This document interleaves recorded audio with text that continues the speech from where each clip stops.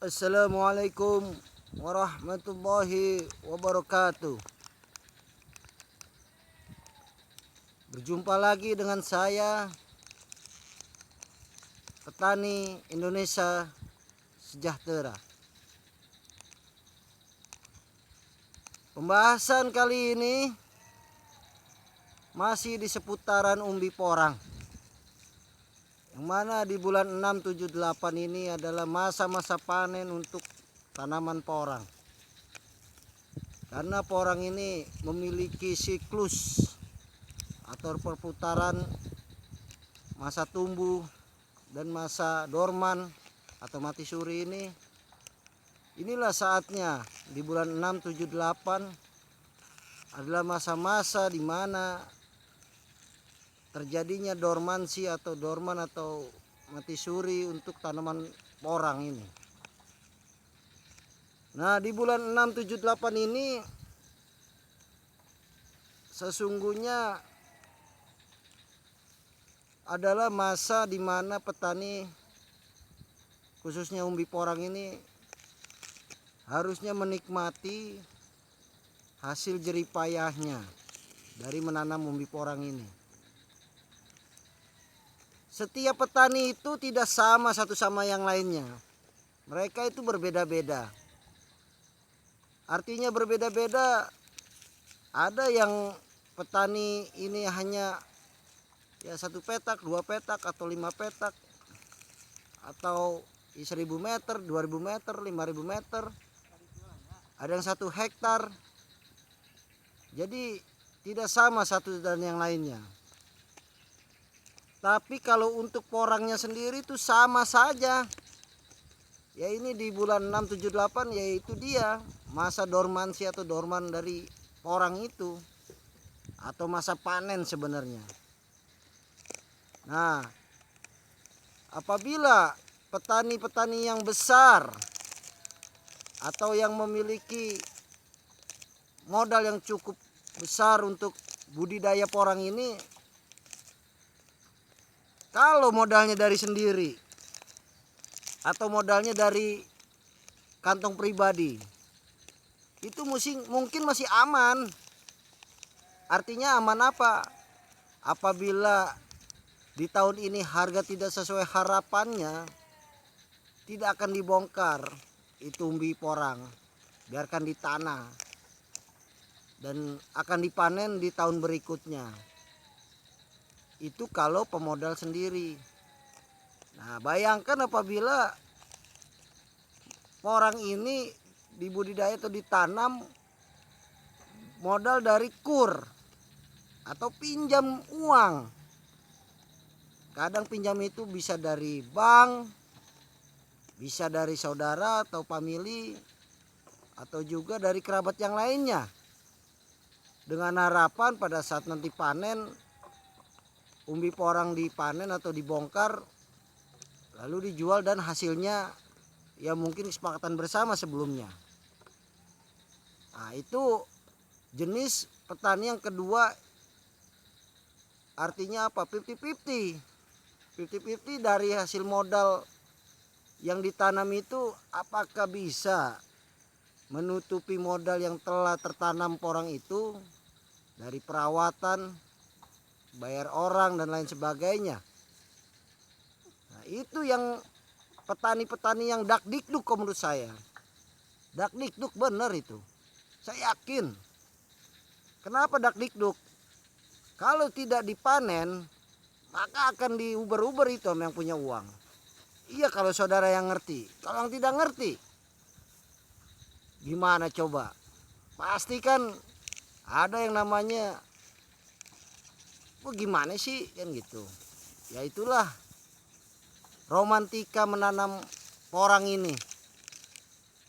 Artinya sebenarnya kalau saja di tahun ini harga umbi porang itu ya minimal sama lah tahun lalu lah, di angka 7 atau 8 ribu. Mungkin orang masih berbahagia, para petani. Ribuan petani itu masih bahagia hati kecilnya, saya yakin. Tapi kalau di angka maaf di bawah 5 ribu, apalagi 3.000, 2.500. Aduh, menangis. Saya yakin menangis para petani itu. Saya yakin menangis. Kenapa? Karena tidak sesuai harapan. Ya itulah artinya di sini petani ini tidak seperti halnya pedagang. Yang mana pedagang itu putaran uangnya tuh tiap hari. Tiap hari ada, tiap hari masuk. Oh, petani kan kagak. Menunggu hasil panen itu sendiri. Nah, ini kita petani-petani yang lain berkeluh kesah. Dengan siapa lagi kita harus mengadu? Kalau bukan sama pemerintah siapa lagi coba? Masa mengadu sama orang asing atau negara lain mengemis gitu? Enggak kan? Kita ini punya Umaro. Artinya Umaro itu ya pemimpin atau pemerintah. Nah, pemerintah ini harus mendengar jeritan hati rakyatnya itu. Gimana solusinya? Gimana nasib para petani? Itu sesungguhnya yang kita harapkan. Peran penting dari pemerintah itu. Ini tidak ada yang namanya istilah terlambat untuk pemerintah kalau menurut saya. Tidak ada. Kenapa tidak ada terlambat? Karena pemerintah itu punya kekuasaan. Punya segalanya. Bisa lah dibuat yang namanya apa gitu, MOU atau apalah, untuk keberpihakan kepada petani. Ini saya pribadi pun merasa gimana ya, merasa sedih juga sebenarnya. Cuman mau ngadu-ngadu siapa lagi, kadang tetangga, kadang temen, hanya bisa waduh, waduh. Tapi kan bukan itu solusinya yang saya harapkan. Yang saya harapkan ini mungkin di bulan 7, bulan 8 ada yang namanya keajaiban. Keajaiban dari apa? Ya dari perjalanan waktu ini mungkin pemerintah membuka diri, membuka hati, membuka pikiran untuk apa ya? Mencari solusi untuk kami para petani. Ya, kami ini tidak neko-neko, sebenarnya petani tidak neko-neko. Tidak muluk-muluk. Hanya saja di harganya aja itu. Nah, kembali lagi ke petani yang jenis umpamanya modalnya dari kur atau dari pinjaman orang lain. 7 keliling pusing itu, saya yakin. Saya yakin pusing 7 keliling. Mau dibalikin modalnya apabila dipenuhi, lalu kalau terpenuhi, kalau enggak sesuai harapan, selama setahun atau 2 tahun membudidayakan porang ini sia-sia. Jadi tolonglah pemerintah ini ada yang namanya itu solusi terbaik buat kami para petani. Karena apa sih fungsi pemerintah atau ada Kementerian Pertanian? Apakah hanya cuman sebagai penengah?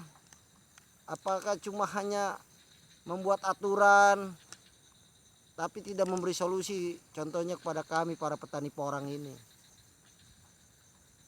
Saya yakin Pak Menteri dan jajarannya, ya khusus lagi kepada Pak Presiden yang terhormat Bapak Presiden Joko Widodo, kami sangat mengharapkan bantuan dari Bapak Presiden untuk bisa mengatasi persoalan kami ini. Saya tidak muluk-muluk, tidak apa sih ya, berharap banyak itu seperti tahun 2020 harga sampai di atas 10.000, enggak. Minimal itu di angka kayak seperti tahun lalu, aduh udah bersyukur banget itu. Benar itu, udah bersyukur. Ya inilah keluhan kami dari hati kami, jeritan hati kami para petani kecil. Apalagi ini kan saya memulai di tahun 2020, belum merasakan yang namanya panen dari porang ini. Sangat mengharapkan sekali sebenarnya tahun ini dipanen dengan harga yang pantas. Apalagi kalau dilihat dari akses saya menanam ini dari jalan raya ini, itu kurang lebih hampir 2 kilometer, bahkan bisa lebih, karena jalur atau medannya ini naik turun perbukitan. Nah, kami ini di sini apabila tiba saatnya panen itu pikul sendiri saya nggak kuat, nggak mungkin lah, pasti menggunakan tenaga atau manpower tetangga. Nah itu ongkos kulinya aja satu pikul untuk 60-70 kilo itu berkisar 30 sampai 40 ribu rupiah. Coba bayangkan apabila harga per kilo hanya 2.500 atau 3.000, belum ongkos pikulnya, belum kita modal yang sebelumnya kita tanam. Nggak ada keuntungan sama sekali. 3.000 tuh nggak ada, bener, bahkan minus. Jadi inilah momentum pemerintah untuk mengatasi gejolak dari petani porang ini.